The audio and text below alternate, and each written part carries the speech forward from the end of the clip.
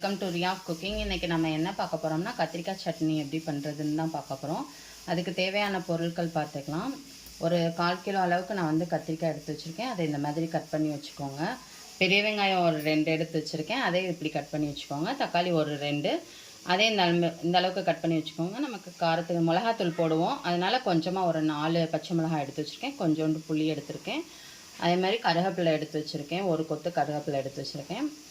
இது கொத்தமல்லி கொஞ்சம் எக்ஸ்ட்ரா போட்டாலே நல்லாயிருக்கும். அதனால தான் நான் இவ்வளோ கொத்தமல்லி எடுத்து வச்சுருக்கேன். இப்போ எப்படி செய்கிறதுன்னு பார்ப்போம் வாங்க. ஒரு 2 ஸ்பூன் நல்லெண்ணெய் ஊற்றிக்கோங்க. எண்ணெய் காஞ்சதும் ஆனியன் உள்ளே போட்டுக்கலாம். இதோட ஒரு 10 பல் பூண்டு சேர்த்துக்கலாம். பச்சை மிளகா சேர்த்துக்கோங்க. இதோட புளி சேர்த்துக்கலாம் கொஞ்சமாக.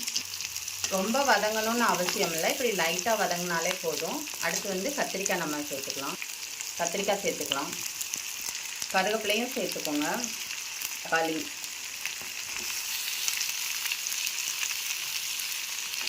கொத்தமல்லியும் சேர்த்து தேவையான அளவு உப்பு போட்டுக்கலாம். நல்லா வதங்கட்டும். தேவையான அளவு உப்பு போட்டு நல்லா வதக்கிக்கோங்க. இப்போ கொஞ்சம் வதங்கிடுச்சு. இதில் நம்ம 1 ஸ்பூன் அளவுக்கு மிளகாத்தூள் சேர்த்துக்கலாம். மல்லித்தூள் 1 ஸ்பூன் அளவுக்கு. இப்போ லைட்டாக மட்டும் தண்ணி தெளித்து விட்டுக்கோங்க. நல்லா இது ஃபுல்லாக அந்த தண்ணி ஃபுல்லாக இறங்கி நல்லா வதங்கணும். வதங்கினதுக்கப்புறம் நம்ம அரைச்சி எடுத்துக்கலாம். பாருங்கள், இந்த அளவு நல்லா வெந்துக்கட்டும். இந்த அளவுக்கு வெந்த உடனே நம்ம அடுப்பு ஆஃப் பண்ணி ஆற வச்சுக்கலாம். கொஞ்சமாக கொத்தமல்லி தழை தூவி ஆஃப் பண்ணிக்கலாம். நம்ம இப்போ இது ஆறவும் அரைச்சி எடுக்கணும். இந்த மாதிரி ஆறுனதும் குறைன்னு இந்த மாதிரி அரைச்சி எடுத்துக்கோங்க. இப்போ தாளிப்பு ரெடி பண்ணிடலாம். 2 ஸ்பூன் எண்ணெய் ஊற்றிக்கோங்க.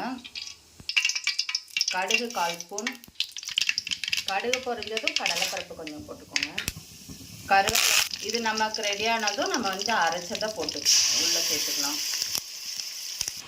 அவ்வளோதான். தாளித்ததும் லேசாக அதை ஊற்றி இப்படி 2 கொதி தான் கொதிக்கணும். கொதிச்சோன்னே நம்ம அடுப்பு ஆஃப் பண்ணிடலாம். நமக்கு சூப்பரான சட்னி ரெடி ஆயிரும். பாருங்கள், சூப்பரான கத்திரிக்காய் சட்னி ரெடி ஆயிடுச்சு. தோசை, சப்பாத்தி, சாப்பாடில் கூட போட்டு பரட்டி சாப்பிட்ற ரொம்ப அருமையாக டேஸ்ட்டாக சூப்பராக இருக்கும். நீங்களும் ட்ரை பண்ணி பாருங்கள். இந்த வீடியோ பிடிச்சிருந்துச்சுன்னா லைக் பண்ணுங்கள், ஷேர் பண்ணுங்கள், கமெண்ட் பண்ணுங்கள், சப்ஸ்கிரைப் பண்ணுங்கள், கூடவே அந்த பெல் பண்ணி கிளிக் பண்ணுங்கள். Thank you friends.